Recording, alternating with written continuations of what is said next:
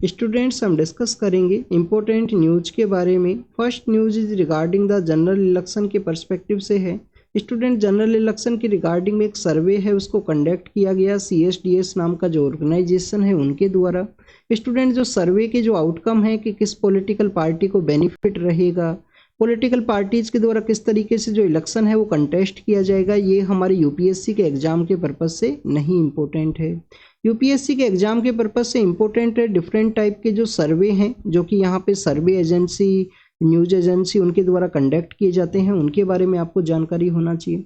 आप देखिए कि वोटिंग का जो डे है, इलेक्शन के अंदर वोटिंग का जो डे है उसके अर्लियर फेज के अंदर जो सर्वे कंडक्ट किए जाते हैं उनको हम यहाँ पे ओपिनियन पोल के रूप से जानते हैं।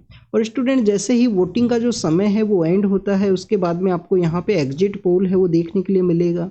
बट आप देखिएगा अगर यहाँ पे इलेक्शन को मल्टीपल फेज के अंदर कंडक्ट करवाया गया है तो क्या फर्स्ट फेज का जो वोटिंग है उसके बाद में आपको एग्जिट पोल देखने के लिए मिलेगा? तो स्टूडेंट्स आपको उस समय में जो एग्जिट पोल है वो नहीं देखने के लिए मिलेगा। सभी जो फेज है उनका वोटिंग एंड होने के बाद में आपको यहाँ पे जो एग्जिट पोल है वो देखने के लिए मिलता है। आप देखिए कि ये जो सर्वे कंडक्ट किया गया है ये भी बेसिकली यहाँ पे ओपिनियन पोल का ही पार्ट है, क्योंकि हमारे लोकसभा के जो जनरल इलेक्शन है उसके फर्स्ट फेज का जो वोटिंग है वो आपको 19 अप्रैल के समय देखने के लिए मिलेगा। तो ये ओपिनियन पोल का ही पार्ट है। वोटिंग के डे से पहले इसको कंडक्ट करवाया गया। पॉलिटिकल पार्टीज का जो एज है उसके पर्सपेक्टिव से यहाँ पर डिस्कस किया गया है। क्या स्टूडेंट जो एग्जिट पोल है इनको कंट्रोल भी किया जाता है इलेक्शन कमीशन के द्वारा? तो रिप्रेजेंटेशन ऑफ पीपल्स एक्ट का जो सेक्शन 126A है उसके थ्रू में आपको इनका जो रूल्स एंड रेगुलेशंस है वो देखने के लिए मिलते हैं। जो वोटिंग का जो समय है, जब पर्सन्स अपना जो वोट है उसको कास्ट कर रहे हैं तो उस दौरान में जो एग्जिट पोल है वो नहीं कैरी आउट किया जा सकता है न्यूज एजेंसी और सर्वे एजेंसीज के द्वारा। नेक्स्ट अगर हम बात करें स्टूडेंट्स यहाँ पे जम्मू एंड कश्मीर के पर्सपेक्टिव से है।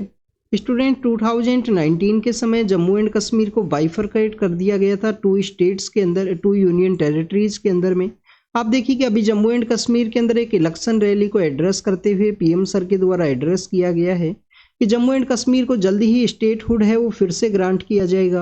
और आपको याद होना चाहिए स्टूडेंट 2019 के समय जब जम्मू एंड कश्मीर को बाइफरकेट किया गया था 2 यूनियन टेरिटरीज के समय में, तो उस समय हमारी कंट्री के अंदर 2 यूनियन टेरिटरी हुआ करती थी। वेस्टर्न पार्ट ऑफ इंडिया के अंदर Dadar and Nagar Haveli, Daman and Diu, उनको भी बेसिकली मर्ज कर दिया गया था, उनको एक ही यूटी है वो बना दिया गया था उस दौरान में। तो ये भी आपको यहाँ पे जानकारी होना चाहिए स्टेट रीऑर्गेनाइजेशन के पर्सपेक्टिव से। नेक्स्ट अगर हम बात करें स्टूडेंट्स रामेश्वरम कैफे के बारे में है।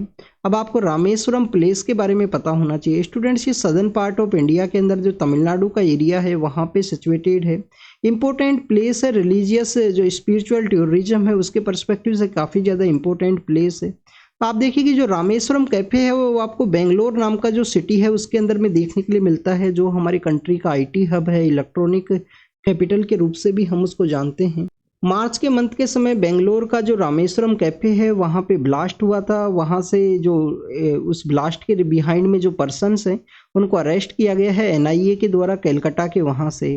आप देखिए कि NIA को कब क्रिएट किया गया था स्टूडेंट? 26/11 का जो इंसिडेंट है उसके बाद में एक एजेंसी है उसको क्रिएट किया गया, नेशनल इन्वेस्टिगेशन एजेंसी। और 2019 के समय NIA एक्ट को अमेंड करते हुए इसको जो मोर पावर्स है वो भी दिया गया है सेंट्रल गवर्नमेंट के द्वारा।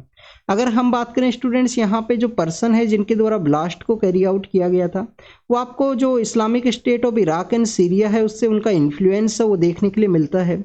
उसी के रिगार्डिंग में आप देखें कि 2020 से ये रडार के अंदर में थे, इनको कंटिन्यूस यहाँ पे सर्विलेंस के फेज के अंदर में थे, उन्हीं के द्वारा जो अटैक है वो कैरी आउट किया गया है। स्टूडेंट्स अगर हम बात करें ISIS के बारे में तो 2011 के समय जो अरब स्प्रिंग का जो समय है वो आपको देखने के लिए मिलेगा नॉर्दर्न पार्ट ऑफ अफ्रीका के अंदर में, मिडिल ईस्ट का जो कंट्रीज है वहाँ पे। और उसी समय में जो अरब स्प्रिंग के द्वारा जो उनके लीडर्स हुआ करते थे कंट्रीज के, जैसे कि गद्दाफी नाम के लीडर हैं लीबिया से, उन सभी को टॉपल डाउन किया गया वहाँ की पब्लिक के द्वारा। और उस समय में जो पॉलिटिकल वैक्यूम क्रिएट हुआ उस समय में आपको ISIS का जो डोमिनेशन है वो देखने के लिए मिलता है। नेक्स्ट अगर हम बात करें स्टूडेंट्स यहाँ पे इन्फ्लेशन के पर्सपेक्टिव से है। इन्फ्लेशन यहाँ पे रिड्यूस हुआ है बट फूड सेक्टर के अंदर स्टिल इन्फ्लेशन आपको देखने के लिए मिलेगा, उसी को यहाँ पे डिस्कस किया गया है। एग्जाम के पर्पज से इतना कुछ इन्फॉर्मेशन नहीं है यहाँ पे। नेक्स्ट इलेक्शन प्रोसेस के बारे में है वो भी इम्पोर्टेंट नहीं है। यूनिफॉर्म सिविल कोड के पर्सपेक्टिव से है। आप देखिए कि जो आर्टिकल 44 है वो आपको यूनिफॉर्म सिविल कोड के रिगार्डिंग में डीपीएसपी के अंदर देखने के लिए मिलता है। डीपीएसपी स्टूडेंट्स नॉन जस्टिसेबल है। अगर आपका डीपीएसपी का वायलेशन होगा तो आप कोर्ट के अंदर अप्रोच नहीं कर सकते हो, जैसा कि आप फंडामेंटल राइट के समय यहाँ पे कोर्ट के अंदर में अप्रोच कर सकते हो।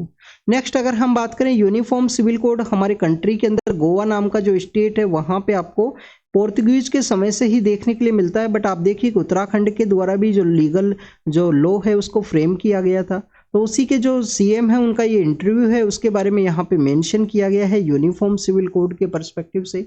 तो यूनिफॉर्म सिविल कोड के रिगार्डिंग में आपको आर्टिकल 44 है, पर्सनल लॉज को कोडिफाई करना है। इंडिया एक डाइवर्स कंट्री है तो काफ़ी ज़्यादा डिफिकल्ट है, जैसे कि ट्राइबल कम्युनिटी के जो लॉ हैं वो काफ़ी डिफरेंट है, तो किस तरीके से इसको इम्प्लीमेंट किया जाएगा ऑल ओवर इंडिया के अंदर में, वो एक स्टिल स्टूडेंट्स एक यहाँ पे इसके रिगार्डिंग में जो कंसर्न्स है वो आपको देखने के लिए मिलते हैं। बट आप देखिए कि जो ट्राइबल कम्युनिटी है उत्तराखंड से, उनको इस एम्बिट के अंदर नहीं रखा गया है यूनिफॉर्म सिविल कोड के पर्सपेक्टिव से। नेक्स्ट अगर हम बात करें माइक्रो प्लास्टिक के बारे में है, आप देखिए कि माइक्रो प्लास्टिक ह्यूमन बॉडी के अंदर में वाटर को कंज्यूम करने के दौरान भी इनका एंट्री है वो देखने के लिए मिलता है, और इसी माइक्रो प्लास्टिक के द्वारा जो इलनेस है उसको क्रिएट किया जाता है ह्यूमन बॉडी के अंदर में, वाटर ड्रिंकिंग के दौरान भी एंटर करते हैं, हेल्थ के लिए कंसर्न है। आप देखिए कि यहाँ पे एक पॉलीमर नेटवर्क है उसको डेवलप किया गया है, पॉलीमर नेटवर्क को डेवलप किया गया जिसके अंदर यूवी लाइट है उसका भी यूज आपको देखने के लिए मिलता है। यूवी लाइट का यूज आपको देखने के लिए मिलेगा। अर्लियर फेज के अंदर में आईएएससी के जो रिसर्चर्स हैं उनके द्वारा फिल्टर एक मेम्ब्रेन है उसका डेवलप किया गया था, बट आप देखिए को जो मेम्ब्रेन है उसका क्लॉग होने की वजह से इस तरीके से नया हाइड्रोजेल है उसको डेवलप किया गया है जिससे कि माइक्रो प्लास्टिक्स है उनको रिमूव किया जाए वाटर से।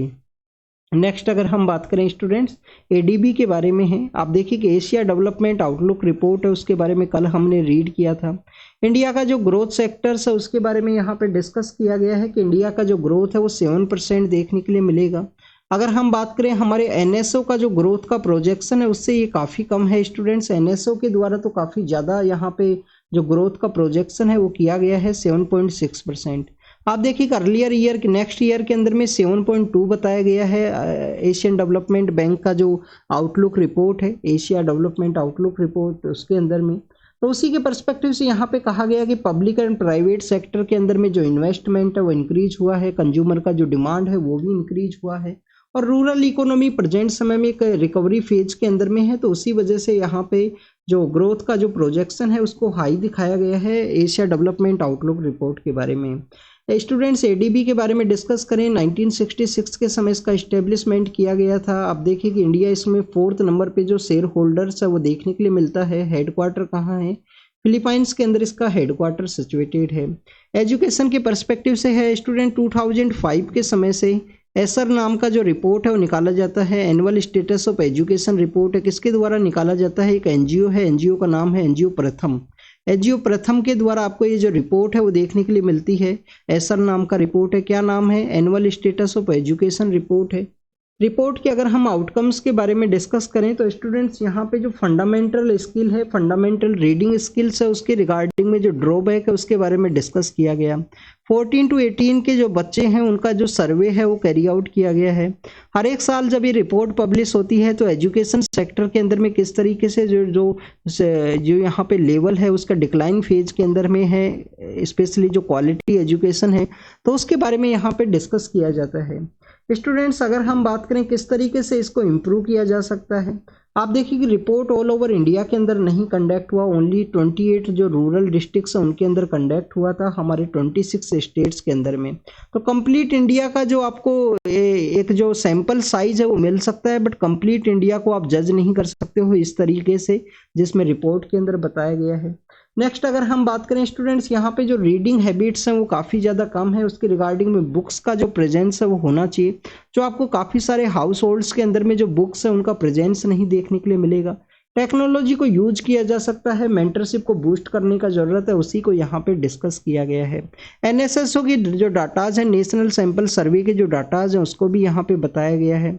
नेक्स्ट अगर हम बात करें विकिलीक्स के जो फाउंडर हैं उनको बेसिकली यहाँ पे पनिश ना किया जाए, उसी के रिगार्डिंग में यहाँ पे डिस्कस किया गया है कि मैसेंजर को फ्री करने का ज़रूरत है। विकिलीक्स के जो फाउंडर हैं जूलियन असांजे, वो प्रेजेंट समय में यूके का जो जेल है उसके अंदर में बंद है। आप देखिए कि ऑस्ट्रेलिया के वो सिटीजन आपको देखने के लिए मिलते हैं, तो उसी के रिगार्डिंग में कुछ डिसीजन वो लिए गए हैं जिसको कि यहाँ पे डिस्कस किया गया। नेक्स्ट अगर हम बात करें स्टूडेंट्स रेस्क्यू के बारे में और कैप्चर के पर्सपेक्टिव से है, स्टूडेंट्स यहाँ पे डिस्कस किया गया है कि जो रेस्क्यू है डेट मीन्स किसी का जो किसी भी वाइल्ड लाइफ है या किसी भी पर्सन का जो लाइफ है उसको सेव करने के रिगार्डिंग में है। बट यहाँ पे हमारा जो इंडियन वाइल्ड लाइफ का जो पर्सपेक्टिव से यहाँ पे डिस्कस किया गया कि जब भी किसी एनिमल को रेस्क्यू किया जाता है तो काफ़ी ज़्यादा हाई स्किल का ज़रूरत है, काफ़ी उसके ऊपर वायलेंस का जो सिचुएशन है वो नहीं क्रिएट होना चाहिए। नेक्स्ट अगर हम बात करें वाइल्ड लाइफ के जो रेस्क्यू के रिगार्डिंग में कुछ गाइडलाइंस है उनको भी रिलीज किया गया है, बट गाइडलाइंस का आपको जो इम्प्लीमेंटेशन है वो नहीं देखने के लिए मिलेगा, समय समय पे कन्फ्लिक्ट देखने को मिलेगा। यहाँ पे उत्तर प्रदेश के एक बलरामपुर का जो एग्जाम्पल है वो दिया गया कि जैसे उसको रेस्क्यू किया गया जंगल के अंदर, उसको वापस से रिलीज किया गया तो उसके बाद में उसका डेथ होता है। तो आप देखिए कि इस तरीके से जो रेस्क्यू है उनको बेसिकली यहाँ पे लोगों को जो गाइडलाइंस है उसको इम्प्लीमेंट करने का ज़रूरत है, उसका जो सेफुली एनिमल का जो सेफुली रेस्क्यू है वो कैरी आउट किया जा सके वाइल्ड लाइफ के जो ऑफिसर्स हैं उनके द्वारा। तो उसी के पर्सपेक्टिव से डिस्कस किया गया। एग्जाम के पर्पज से ज़्यादा कुछ इन्फॉर्मेशन है नहीं यहाँ पे। नेक्स्ट अगर हम बात करें स्टूडेंट्स म्यांमार के बारे में है, आप देखिए कि म्यांमार के अंदर जो सितवे पोर्ट का एरिया है, रखाइन स्टेट के अंदर जो सितवे पोर्ट का एरिया है वहाँ पे जो सिचुएशन है वो डैमेजिंग सिचुएशन देखने के लिए मिला है। एथनिक आर्म्ड जो ऑर्गेनाइजेशन है उनके द्वारा वहाँ पे जो अटैक्स हैं वो कैरी आउट किए गए हैं, एथनिक आर्म्ड ऑर्गेनाइजेशन। तो इंडियन अथॉरिटीज़ के द्वारा जो सितवे पोर्ट के अंदर में हमारा जो ऑफिस हुआ करता है उसको क्लोज कर दिया गया है, और आप देखिए कि दूसरे एरिया से जो एम्बेसी चल रही है वहीं से उसको ऑपरेट किया जाएगा। नेक्स्ट अगर हम बात करें फॉरेस्ट राइट एक्ट के बारे में है, आप देखिए कि फॉरेस्ट राइट एक्ट को इलेक्शन के रिगार्डिंग में यहाँ पे डिस्कस किया गया है। 2006 के समय जो फॉरेस्ट राइट एक्ट है वो इस्टेब्लिशमेंट में आया था। ऐसे जो ट्रेडिशनल फॉरेस्ट डेवलपर के एरिया से बिलोंग करने वाले जो ट्राइबल कम्युनिटी के लोग हैं उनका जो फॉरेस्ट राइट के अंदर जो लैंड राइट है उसको रिकॉग्नाइज किया जाएगा इस FRA एक्ट के थ्रू में। इसके अंदर में स्टूडेंट्स काफ़ी सारे स्टेट्स हैं जैसे कि महाराष्ट्र है, उड़ीसा है, मध्य प्रदेश है, वहाँ पे आपको जो फॉरेस्ट राइट के जो केसेज हैं वो देखने के लिए मिलते हैं। तो उसी को डिस्कस किया गया है कि यहाँ पे काफ़ी सारा कंसिस्टेंसीज हैं, लैंड कन्फ्लिक्ट यहाँ पे एक इम्पोर्टेंट इशू है फॉरेस्ट राइट एक्ट के एरिया के अंदर में। तो इलेक्शन के प्रोसेस के अंदर में किस तरीके से उसको रेगुलेट किया जाएगा उसके बारे में डिस्कस किया गया है। नेक्स्ट अगर हम बात करें स्टूडेंट्स यहाँ पे फॉरेस्ट राइट एक्ट के बारे में, आप देखिए कि तालिबान के द्वारा जो माइनॉरिटी कम्युनिटी हैं स्पेशली हिंदुइज्म, अफगानिस्तान के अंदर में जो हिंदुइज्म से रिलेटेड जो पर्सन है, जो सिखिज्म से रिलेटेड जो पर्सन है, उनका जो प्रॉपर्टी है उसको यहाँ पे रिस्टोर किया जाएगा, ऐसा तालिबान के द्वारा कहा गया है। तो इंडियन अथॉरिटीज़ के द्वारा उसको एज ए वेलकम के रूप से बताया गया। इंडियन अथॉरिटीज़ के द्वारा गाइडलाइन है उसको रिलीज किया गया है इजराइल और ईरान के पर्सपेक्टिव से। जब से उनका कन्फ्लिक्ट है वो इंक्रीज हुआ है कि इंडियन सिटीजन्स को वहाँ से जो ट्रैवल करने से अवॉइड करना चाहिए, इजराइल और जो ईरान का जो एरिया है वहाँ पे।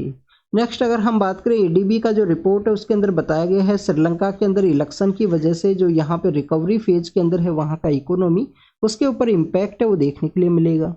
नेक्स्ट अगर हम बात करें इस्लामिक जो स्टेट है उसी से रिलेटेड कुछ पर्सन्स हैं उनका इन्फ्लुएंस से रिगार्डिंग में उनके द्वारा जर्मनी के अंदर एक अटैक कैरी आउट किया गया है, एग्जाम के पर्पज से नहीं इंपॉर्टेंट है।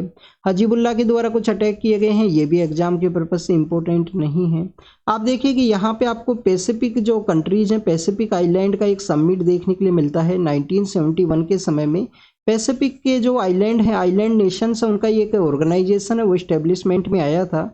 तो उन्हीं का जो ऑर्गेनाइजेशन है उसका मीटिंग यहाँ पे ऑर्गेनाइज किया जाएगा स्टूडेंट टोंगा नाम का जो कंट्री है उसके द्वारा। अब ये टोंगा कहाँ पे सिचुएटेड है, सपोज कीजिए ऑस्ट्रेलिया है, सपोज कीजिए ये ऑस्ट्रेलिया है। यहाँ पे आपको न्यूजीलैंड देखने के लिए मिलेगा, दो आपको यहाँ पे आइलैंड हैं वो देखने के लिए मिलेंगे, ऑकलैंड है, वेलिंगटन है वो सिचुएटेड है। और आप देखिए कि यहाँ पे आपको जो टोंगा है वो देखने के लिए मिलेगा, ये इंटरनेशनल डेट लाइन है।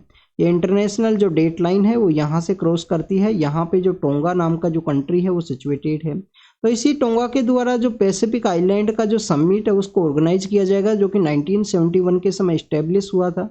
बट उनके वहाँ पे सिक्योरिटी एक मेन इशू है, तो चाइना के द्वारा ऑफर किया गया है कि उनके द्वारा जो सिक्योरिटी है वो कैरी आउट किया जा सकता है।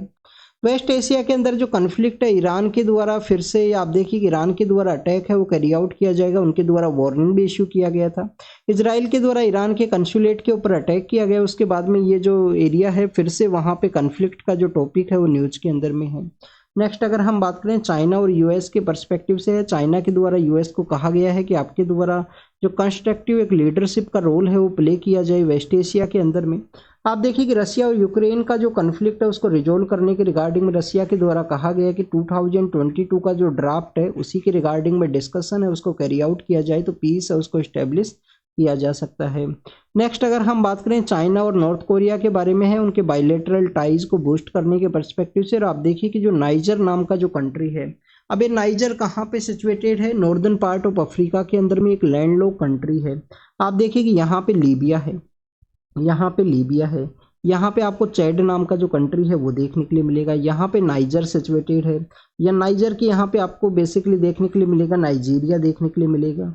यहाँ पे स्टूडेंट्स अल्जीरिया नाम का कंट्री सिचुएटेड है, और अल्जीरिया के यहाँ पे आपको माली नाम का जो कंट्री है वो देखने के लिए मिलेगा।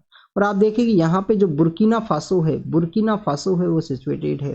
तो स्टूडेंट्स यहाँ पे आपको जो नाइजर नाम का जो कंट्री है वो देखने के लिए मिलता है। नाइजर और यूएस के जो रिलेशंस है वो डिट्यूटिंग फेज में होने की वजह से रशियन अथॉरिटीज के द्वारा उनको मिलिट्री सपोर्ट है वो प्रोवाइड किया गया है, मिलिट्री का जो ट्रेनर है उसको भी सेंड किया गया है रशियन अथॉरिटीज के द्वारा।